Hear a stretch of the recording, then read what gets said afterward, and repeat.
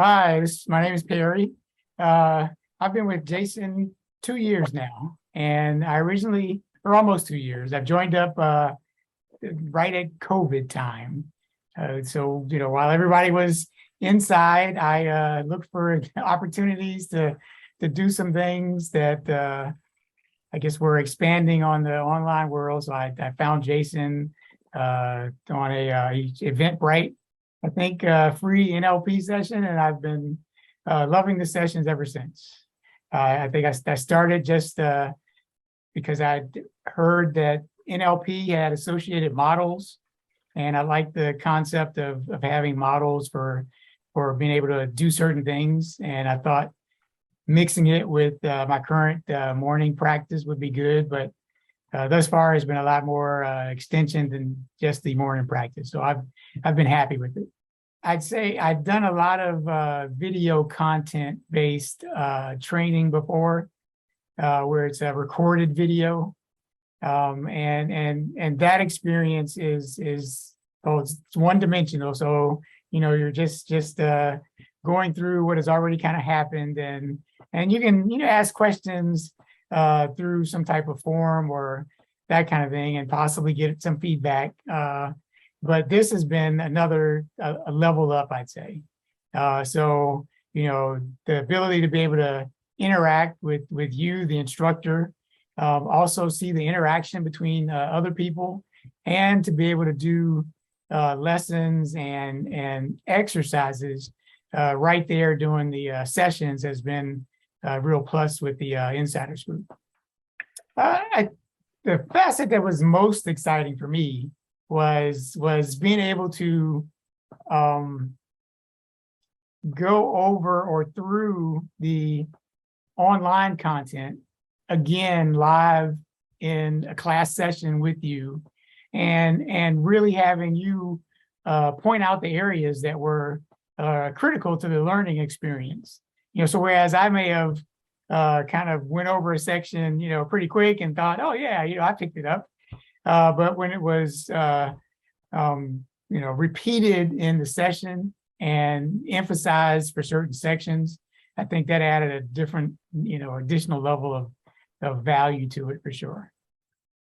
I'd say the ones that I did find the most valuable were like the exercises on state. So you could read it and possibly witness it through the video, but when you're going through it yourself and you're instructing the exercise, I think that just made it that much better, and just being able to understand and feel those states in a real session was good. The other thing was some things are better when they're more experiential. So specifically like the class on rapport, being able to follow along, watch expressions and eye movements and those kind of practice elements in a live session, as opposed to reading a book and go, oh yeah, I could do that, then trying to do it live on a session with the other insiders.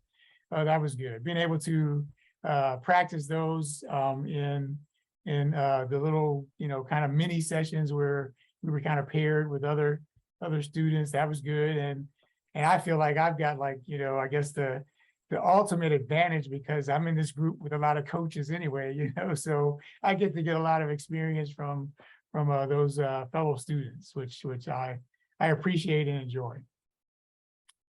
So I'm not a coach, or at least not a coach right now. So I'm a IT security consultant.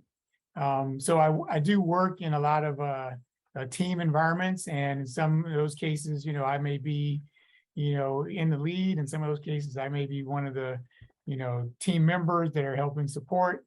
So I think a lot of the skills kind of carry over to that.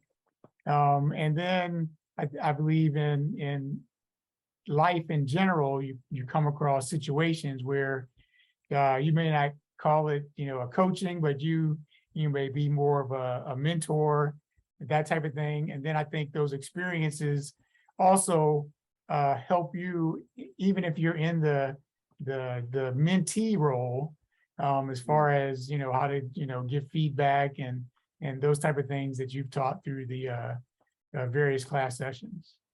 Uh, let's see, tangible results that I've achieved, I'd say would be more emotional awareness. I guess maybe they'll call it, the emotional IQ or whatever the term of the day is for that. But recognizing my change in state, and when I may be getting, tense in a meeting or moving toward the aggressive side, not that I get aggressive, but it does happen. But I can feel it, and I can see myself. And so, I think your lessons on the various perspectives of being able to, witness and reflect and that type of thing has been a big winner. So, and even though a lot of the times, I'm in meetings where it's not we don't share the video.